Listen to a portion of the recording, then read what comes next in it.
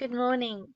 This is Black Crow Walking, coming to you from Australia, and I am reading to you A Course of Love by Mari Perron. We're doing a study up to chapter 19, which is all about oneness and duality, and today we're up to verse 19.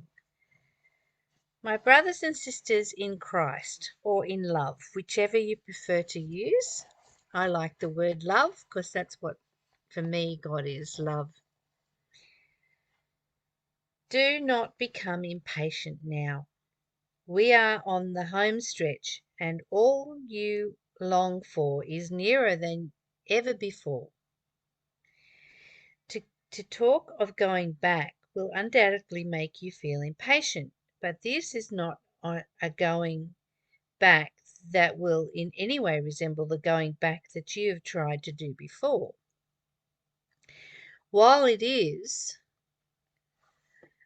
in a sense, a request to review your life, it is the last such review that will be required before letting the past go completely. All your previous attempts to go back have been like attempts to pay a debt that will never go away. This going back will leave you debt-free and thus free in truth. This going back is a journey without distance. That's a lot. I love that. It's almost poetic, isn't it? It's going back as a journey without distance. You need not go in search of it, and in truth cannot, for the past does not abide in you. Well, where does it abide? If the past is not in you, why do we keep telling those stories that are constantly bringing back the energy of the past? What you need rather do is strive for a place of stillness from which what needs review can arise, as if it were a reflection arising from a deep pool. Here, what is needed of healing will but briefly come to the surface and leave the hidden depths where light could not reach it and healing could not come. I'm going to read that again. Here, what is in need of healing will but briefly come to the surface and leave the hidden depths where light could not reach it and healing could not come. What comes forth for healing needs but a nod of love from your heart, a passing glance of compassion, the merest moment of reflection, before it will dissipate and show a new reflection. How does this work? Well, I have discovered that if you stop fighting your feelings and you let them arise and you say, welcome anger, I'm watching you, welcome rage, I'm watching you, welcome frustration, I'm watching you, whatever the negative emotion is, whatever the negative story is, welcome it. Open your arms and welcome it and say, I'm watching you. And as soon as you do that, it disappears because it is seen for just that fraction of a moment, like it's talking about here.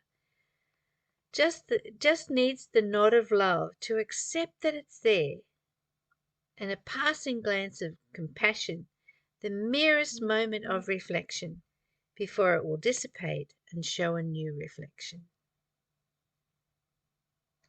This going back is, in reality, more in a way of reflection than review. Although if you were to think of this as reviewing of yourself, you would be quite accurate. It is like unto the final judgment as it has been described, a sort of sorting of the real from the unreal, of truth from illusion. Despite the similarities between what this will call forth and the description of the final judgment, judgment is not the means or end of this reckoning. Leave behind judgment. Judgment comes from fear, and we're not doing fear anymore. We're doing love. So leave behind the judgment. Train yourself, retrain yourself, unlearn from judgment, I say. Because for me, it's all about acknowledging your feelings and finding the truth in your heart. Let your heart lead the way rather than your mind, which is so ready to judge. Your egoic mind is so programmed to judge. Let it go right now and come back to letting the reflection of your inner world show you the truth of love. I love you. Bye for now. Till we meet again tomorrow.